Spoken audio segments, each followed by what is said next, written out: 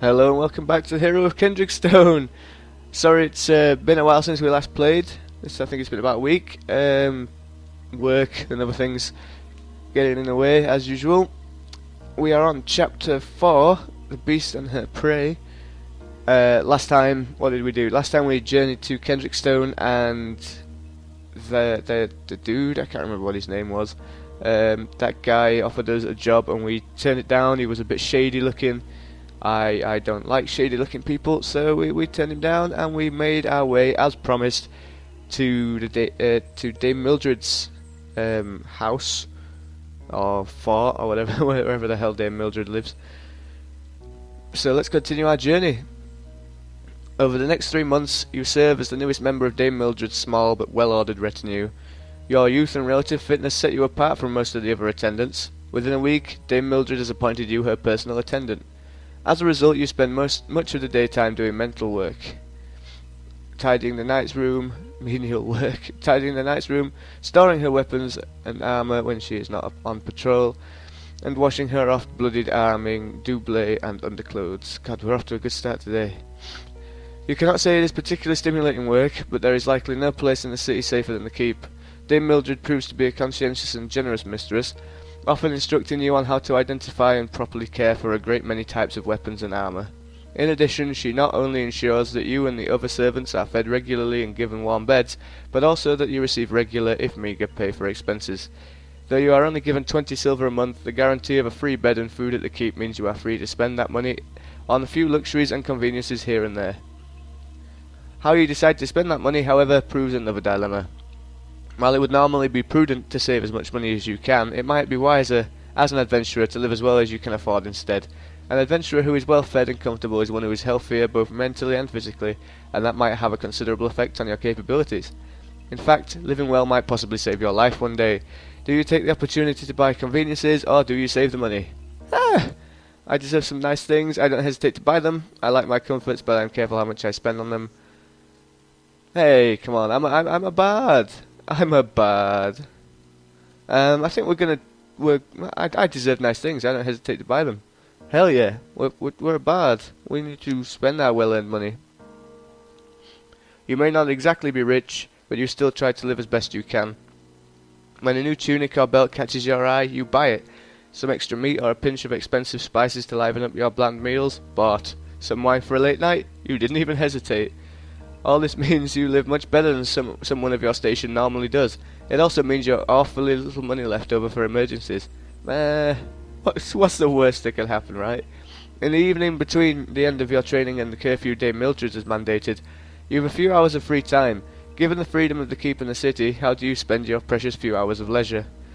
I spend my time in the keep's library, studying history and literature. I learn practical sciences from various castle staff. I roam the taverns looking for attractive companion. That one. I roam the taverns looking for attractive companionship. You spend your evenings in the halls of drinking establishments, where wine and ale flow as freely as song and gossip. Alas, you have no luck. More often than not, you find yourself tripping over your tongue or saying the wrong word at the wrong time. You were good with words back in Forester's Hollow, but entertaining a small audience of country rustics and travellers isn't the same as trying to impress a sophisticate from the big city. And you're not helped by the fact that as far as anyone is concerned, you're nobody of real importance. As a result, your nighttime efforts are very rarely successful. Aw man, if only you had a dashing figure, a way with words, or a name worth remembering. Ouch. Hey, well, I don't even want to play this game anymore. Fuck you, man. Do we not have a dashing figure?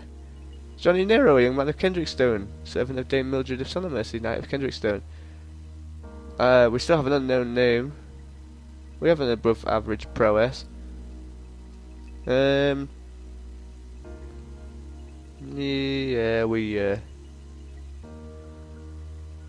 this is, you feel every bit a hero. Ooh. Oh well, that's just mean, isn't it? I can't believe the game just told me I'm not worth remembering. One day, as the heat of the brief summer begins to give way to the cool breezes of autumn, you are woken by an urgent summons to Dame Mildred's quarters. I'm afraid I must call you away from your duties today, JonnyNero, Dame Mildred says as you enter her sparse but spacious rooms. The knight reaches into the fold of her doublet and pulls out a letter of heavy parchment, sealed in red wax. An important matter has come up. She unfolds the letter, carefully prying open the wax seal with her thumb, and shows you the contents. The writing is mechanical and nearly perfect, the calligraphy of an aristocrat. This letter comes to me from my mother, the Baroness of Sonnermercy, Mildred explains as she folds the message back up. It tells me that she is in need of aid, the sort of aid I think you may be suited to provide.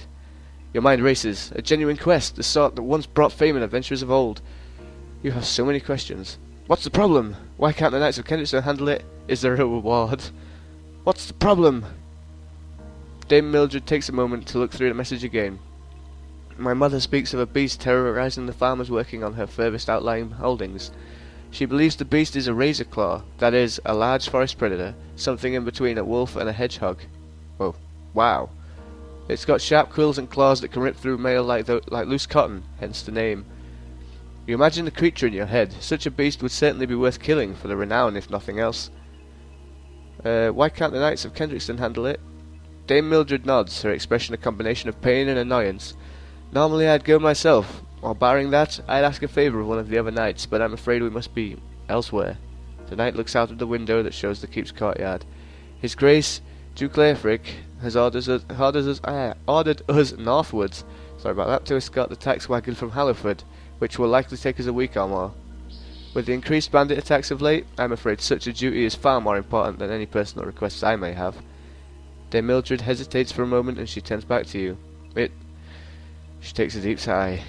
It sits poorly with me to send a servant-at-arms to do a job that warrants a full night, but you are all I have. Dame Mildred steps forward, hands on her hips. Will you take the job or not? A real adventuring job? Innocents to rescue? A powerful aristocrat offering a hefty reward? How could you say no? There is still plenty... Because I want to get my nighttime efforts. That's why. Because apparently I'm ugly. But still wounded from that. There is still plenty of daylight left. Enough time for you to get to Sonnermercy by sunset if you are lucky. Still, it would certainly not be remiss for you to spend a few minutes browsing the now opening stalls. After all, it won't hurt to be prepared for anything, and you should still be able to make it to Sonnermercy by sunset if you don't linger too long. I think I will do some shopping. Of course, you head down to the markets that serve the soldiers and knights of the Duke of Kendrickstone. Nestled against the high walls of the keep, they are easy enough to find.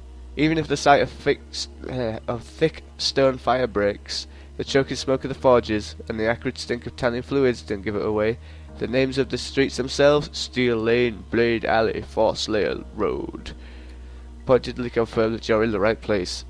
After a few minutes of browsing, you find some things that may be of use to you. One of the smaller tanners has made a side business of selling scraps of leather as handicrafts. One in particular catches your eye, a well-made sling perfect for hurling small rocks or lead bullets at distant foes. The tanner asks 50 silver for it. What? I don't have 50 silver. Most of the products of the smiths... How much silver do we have, actually? We have 52 silver. That would not be wise to buy that sling. Most of the products of the smiths on Blade Alley are far beyond your meagre means. However, wood sword is within your reach. It is notched and spotted, true, but the steel still seems good and it fits well in your hand. The smiths ask 125 silver for it. Obviously, a coat of mail is well out of your price range. Even the cheapest hauberks start at 15 or 20 gold. You could, however, get yourself an acatol or arming double. Oh. Made of quilted cotton and reinforced with boiled leather panels, an acatol does not provide mouth protection, but it may be enough to turn a killing blow into a flesh wound. You quickly note a selection of such coats starting at 100 or so silvers. Lastly, nestled between the market stalls and the gate to the keep is a small wine shop. Its owner bellows to all who can hear of the virtues of his most expensive product, a skin of the fine Khazari lion milk, a liquor known for its smoothness and strength. For 30 silvers you can buy it and alleviate the strains of the long road to Sonnermercy. So, what do you buy? Well, I can't afford the sword, and I cannot definitely not afford the Akaten. I don't want the sling, 'cause it sounds a bit useless, really. I'm going to buy the lion milk. We're going to go with the drink. You haggle back and forth with the merchant for a few minutes and convince him to drop the price a full 7 silvers. You hand over your silvers in return for the full skin of liquor. You uncork the skin as you make your way to the gate, hoping that your purchase was worth it. The liquid has an aroma you've never smelled before, sweet and soft, with an edge of what seems like anise. You take an experimental drink and the stuff goes down smoothly enough that you don't even notice the burning in your throat until a moment later. By the time you reach the road to Sonomercy, you are already a little tipsy. Still, your spirits cannot help but be buoyed by the exotic drink as you walk down the long road south. Thankfully, you make it all the way to the fortress without being accosted or delayed. The sun still peeks through the trees when you walk out of the forest into the clearing before the towers of Sonomercy. The fortress of Sonomercy is quite unlike anything you've seen before. Its primary structures are two gigantic stone towers, one looming over each side of the road. A stone curtain wall, twice the height of the soldiers atop it, surrounds each tower and its associated buildings. Instead of blocking the road, the fortress proceeds over it. A covered walkway arches between the two towers, leaving the road further south in its shadow. Further travel on the main road would take you into the border marches, and vast expanse of southern Scribblands, and finally the Empire of Corellandis. Instead, you take a left, on a small divergent path towards one of the gates cut into the curtain walls. Two soldiers are waiting at the gate, spears in hand. Both wear kettle helms and surcoats bearing the familiar sigil of Sonomercy, the same one worn by Dame Mildred. "Hold!" one of them shouts. "State your business." "I am here to answer the Baroness's request for aid," you reply. One of the soldiers leans forward to take a closer look. "Are you now? If you're a knight of Kendrickstone, where's your horse, your armour, your squire?" You shake your head. "I am not a knight, just an adventurer." You see the expressions on both soldiers fall flat at that. They were expecting a trained soldier with decades of experience. They got you. Still, disappointment or no, they try their best to make you feel welcome. After a short inspection, they escort you into the fortress. The yard of the eastern tower of Sonomercy cannot be much larger than the market square of a small town, yet it is filled with men, women, and children, all wearing the earthen hues of farmers and yeomen. Even in the dying light of the sunset, you can see the expressions of despair and anger in their faces. There are perhaps 3 or 4 dozen in all, enough to people a small farming hamlet. Your escort tells you these are all the folk who fled from the Razorclaw's attacks. The 2 guards lead you past the courtyard into one of the thick-walled towers. There you are given a simple evening meal of bread, ale, and cheese. A bed is provided for you in the guard room, cramped but clean and soft enough for a good night's rest.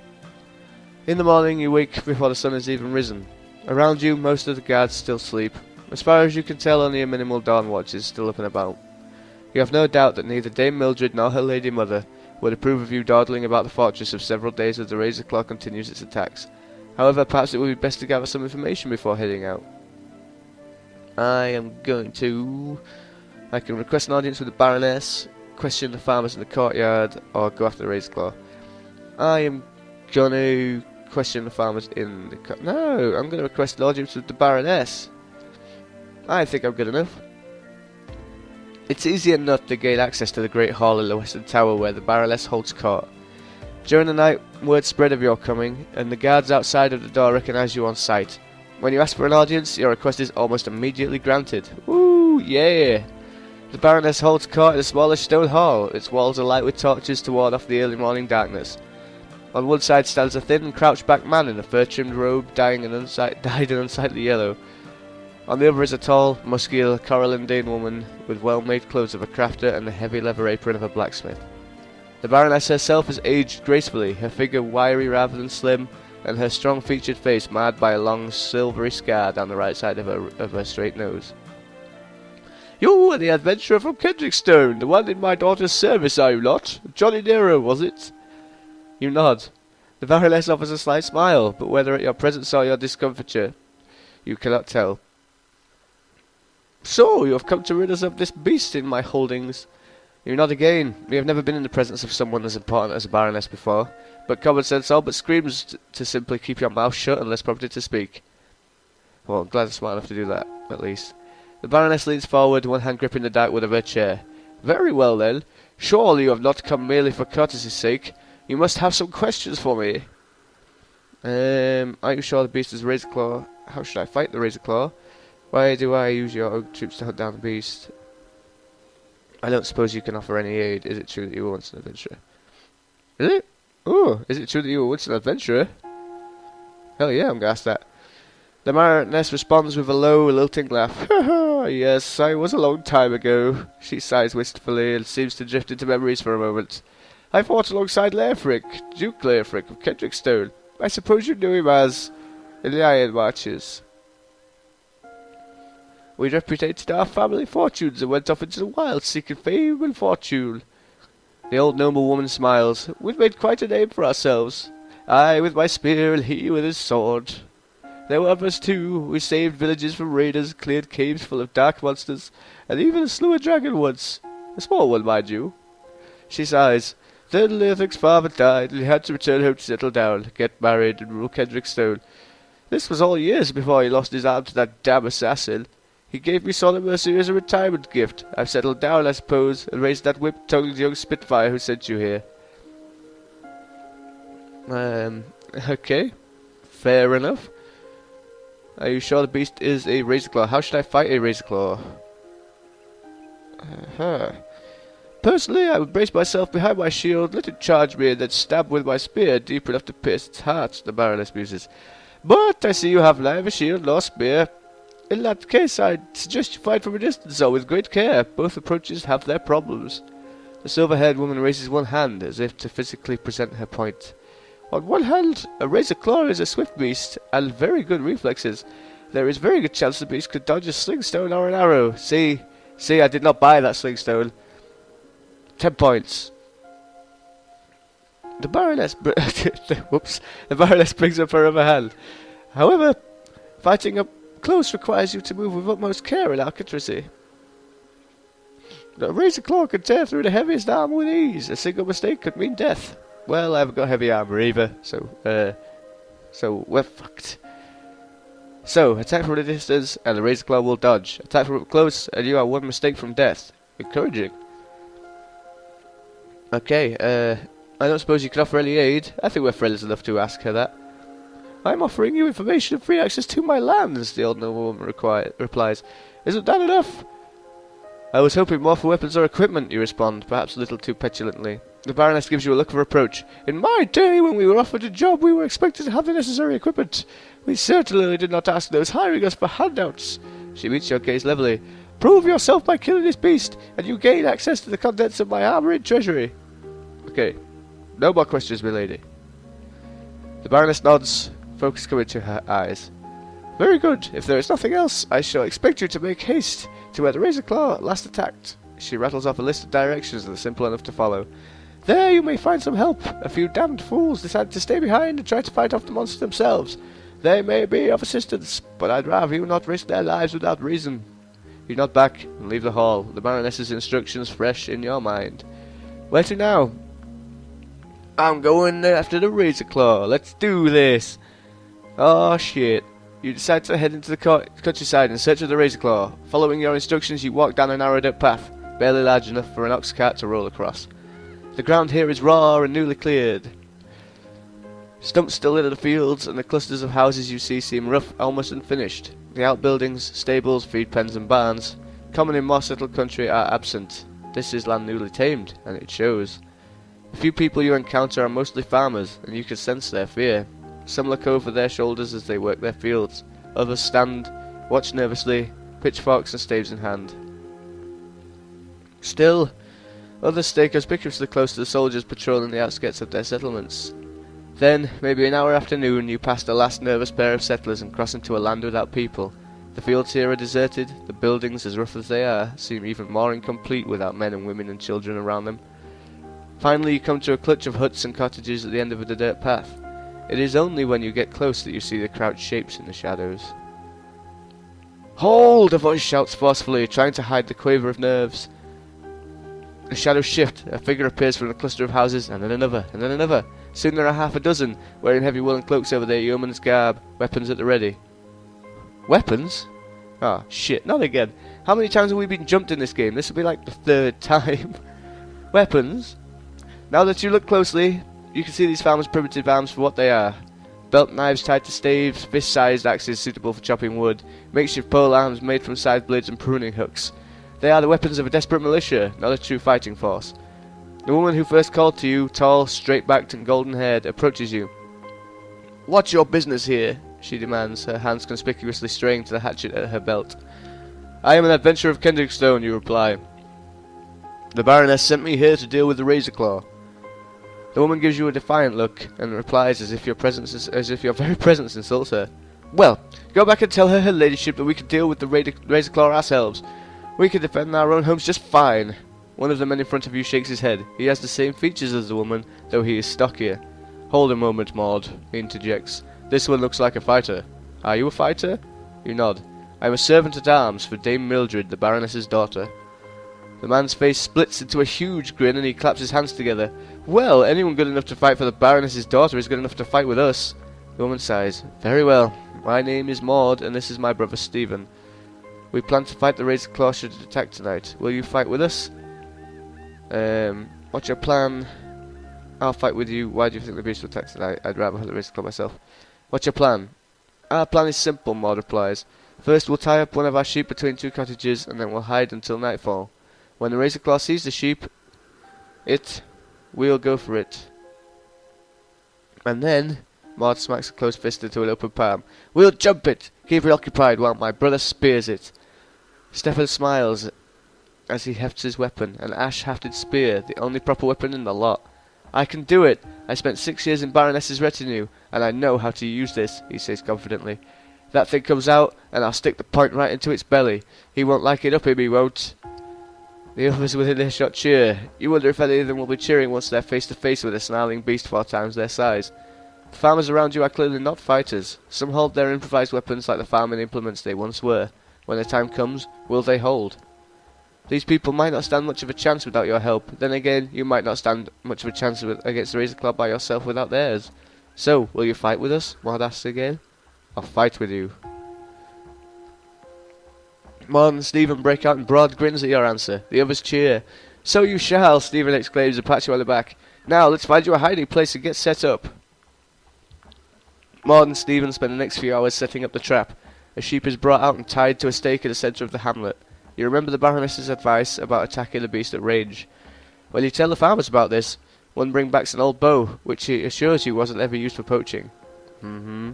Maud quickly places him on the thatched roof of one of the cottages. See, it's a good job we did our research. If we'd have come right out here, they'd have fucked us up, I reckon. They might still fuck us up, to be honest. Unless it's like a tiny little hedgehog thing. That'd be hilarious. The farmers find you a hiding place for when darkness falls and the Razor Claw is likely to strike. Until then, the farmers share their simple food with you and wait nervously for the sun to drop below the horizon. You eat your bread and cheese in trepidation as the sky darkens and the day begins to end.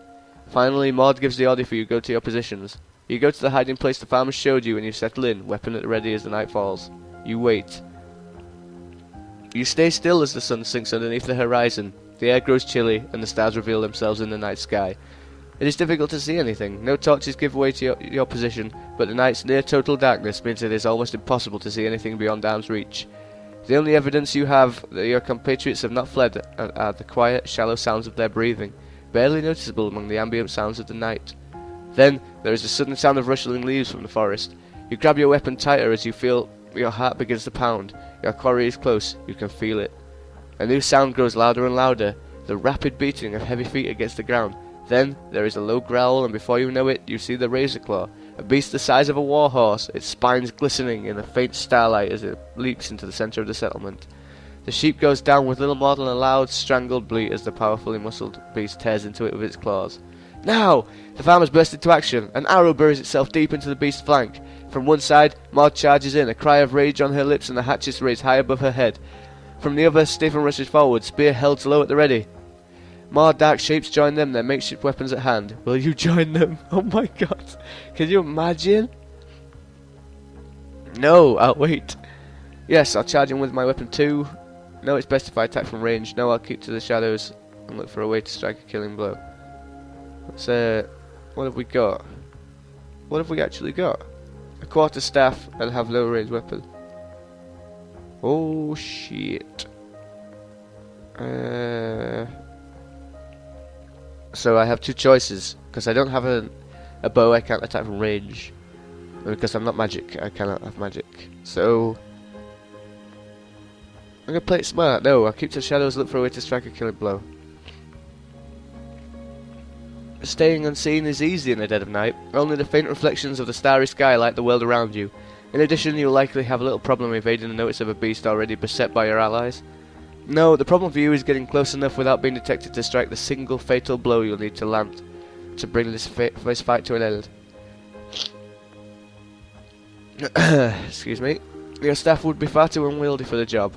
Instead, you opt to draw your belt knife and hope that its thin, nimble blade will prove worthy of the task you require of it. I didn't know I had a belt knife. Step by step, you make your way around the gathering of cottages as the farmers engage the beast. Ahead you see Maud, her hatches flashing as she swings at the razor claw and leaps away, hoping to bait the beast into attacking her. From the other side, Stephen lunges forward, his spear thrusting forth. The razor claw rolls aside, something must have tipped it off. The beast spins about a single twirling step. The creature assails the spearman and snaps Stephen's spear shaft with a single, errant swipe of its claws. Your eyes are drawn to the outline of a cottage, its thatched roof hanging on over the razor claw. If you could get up there, you'd be able to attack the beast from an unexpected direction, above. Surprise would nearly be guaranteed. Moving as quickly as you dare, you slink to the other side of the cottage and haul yourself up onto the low-hanging edge of its thatching. Carefully testing your footing on the woven straw with each step, you climb up and over to the other side. The razor claw is nearly right below you now. Both the beast and its opponents are locked in a single-minded struggle, the big spine-back creature desperately trying to bring down its assailants as they dart in and out to harry it from all directions. You creep up to the edge of the roof, pick your moment carefully, and strike.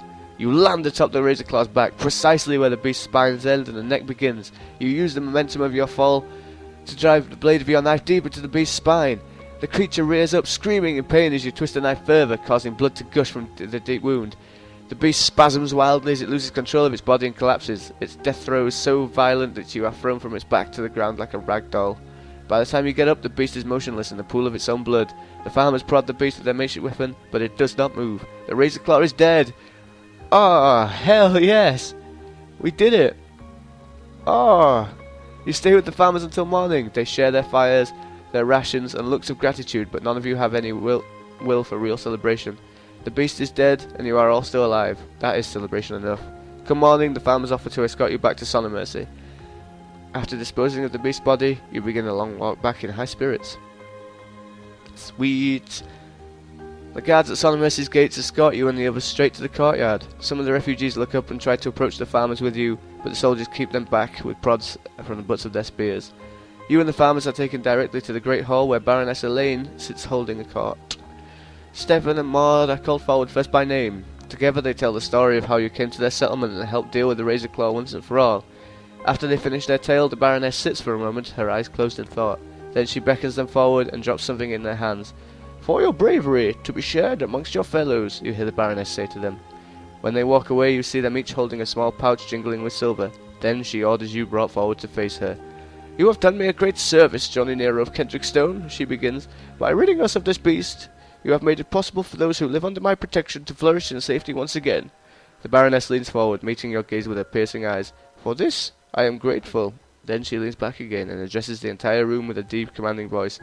Let it be known to all that this adventurer, JonnyNero of Kendrickstone, volunteered to defend the people of Sonomercy of his own free will. Let it be known that this adventurer did battle against the great beast, and triumph unscathed. So let there be feast in his honour this very night. Behind you, Maud, Stephen, and the other farmers cheer. The guards, bound by oath to celebrate when the Baroness gives the order, do so as well. Achievement! Woo! Razor's Edge. After a moment, though, the Baroness calls for silence with a silencing motion of her hand. The great hall immediately falls quiet again. However great thing this may seem now, adventurer, note that such announcements fade from memory quickly, and a full belly will empty itself even more quickly, the noblewoman cautions. Thus, she begins again, I shall also offer you a choice of more lasting rewards for your service. The Baroness turns to her seneschal, who reaches into his belt and pulls out a small heavy pouch. Unless things have changed in the past 30 years, adventurers still accept payment in coin, do they not? The Baroness asks. You nod, and the aging noblewoman smiles back.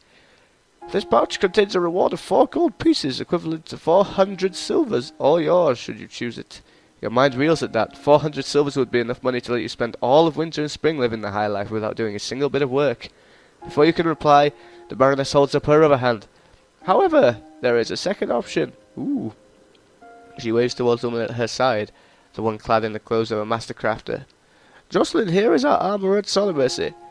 Her grandmother was the best armourer in Coriolanus, and now she is the best armourer in Concordat.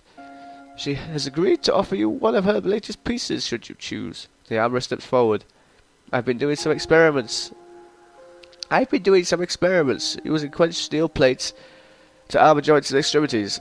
I've had a lot of success with using rivets as hinges for overlapping steel plates. I have several pairs of gauntlets demonstrating the principle.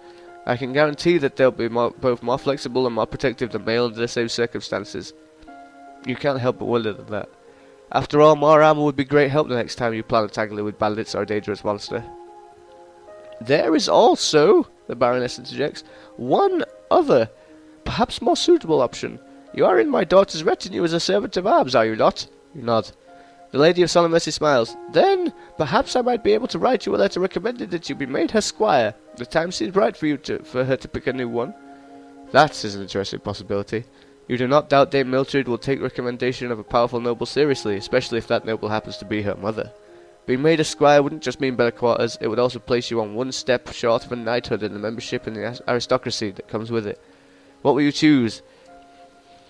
Oh, crunch time. I take the money, I opt for the equipment, I choose the letter of recommendation, I refuse any sort of reward.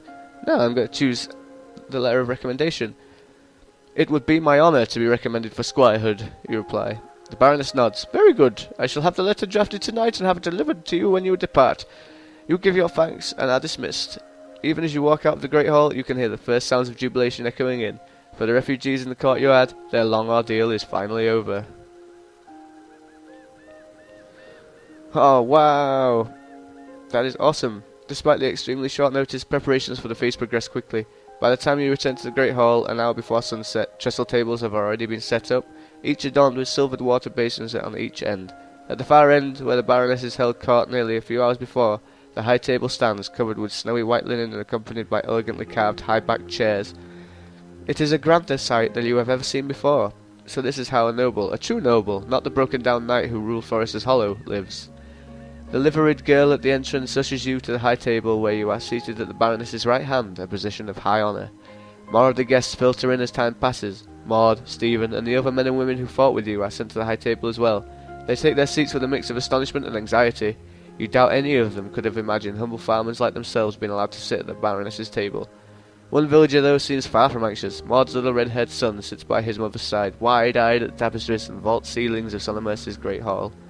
A few minutes after you arrive, the wine is served, a heavy red of excellent vintage from the south, and a lighter, sweeter white wine from Torrinhall. With the wine strong and unwatered, you find your head beginning to swim after a few minutes of drinking with idle chatter.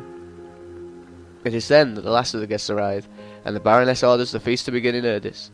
A drummer is joined by two women with a hurdy-gurdy. One of the women begins to pull the crank, and the second works with pegs along its board, filling the hall with complex stringed instruments' melodic tones, even as the servants carry in their heavy-laden dishes. First comes the entire roast boar, its skin rubbed with rare Corallian spices and glazed with honey. Next there is an immense fish, boiled and lightly dusted with green herbs. A lighter course follows, leek soup with hints of black pepper. I must apologise, the Baroness says ruefully. At one point, Solemn Mercy is not a wealthy thief, and the kitchen's had so little time to prepare. This isn't much of a banquet. You try not to choke on your own wine when you hear that. Despite the noblewoman's self-deprecation, this is the best you have eaten in, well, ever. However, what she says does hold a grain of truth. The Baroness is relatively minor noble. You can only imagine what the Duke's feasts are like. Perhaps one day, when you are famous enough or powerful enough, you will find out. The last course is a great pie, the size of a wagon wheel. It is filled with slices of apple and pear and is flavoured with a dusting of cinnamon and brown sugar. In between courses, you regale the hall with the story of your victory. The entire hall is enraptured by your tale, which you are not above embellishing here and there. Servants, soldiers, and even the Baroness sit enthralled. You work your audience like a master orator, and they react perfectly, leaning forward to hear more when your voice grows low, gasping at just the right moment, its knuckles growing white as you build up the tension in your voice. When it is finally over, the entire hall sits in awed silence for a full breath. Then the Baroness starts clapping. Others join her. Within moments, a wave of applause washes over you, both for your deeds and for your retelling of them. They won't forget you for some time. Yeah, bad power. As the night wears on, you eventually find that you cannot eat a single bite more. Indeed, it seems only the devoted gluttons come close to finishing the last course. One by one, the many still unfinished dishes are taken away. You know that the substantial remains of the birds and beasts you have feasted on tonight will be given to the refugees in the courtyard, and the poor of the five come tomorrow morning. Finally, the feast begins to wind down. First, the servants and guards at the low table leave. Many have to wake early the next morning. Soon, you begin to feel your eyelids droop. However, instead of escorting you back to the guard room where you stayed on your first night at Sonomercy, the servants at the door instead send you to the guest quarters made up for your benefit. There, in a massive four-poster bed, amid fine rugs and tapestries, you drift off to a long, restful sleep. Okay, guys, we have done a lot. That chapter was pretty awesome. I don't know if we finished it yet. We'll find out next time. But wow, we entered the service and immediately got sent on a fantastic quest, and we killed it. We killed the Razor Claw. Thank you for continuing to show interest in this series. I also have to. I want to apologise about the quality of the videos because of the way this is presented on Steam. I think it just opens in like a browser window rather than as an actual game. Therefore, capturing it is slightly more difficult than usual than just a normal game. If anyone has any suggestions of a better way to capture like your desktop kind of games, then leave a comment down below. It's something I'll try and work on. But I hope you're still enjoying the series. I hope everyone you're all well, and we will come back. We will come back again very soon for more Hero of Kendrickstone. Thanks again, and I'll see you next time.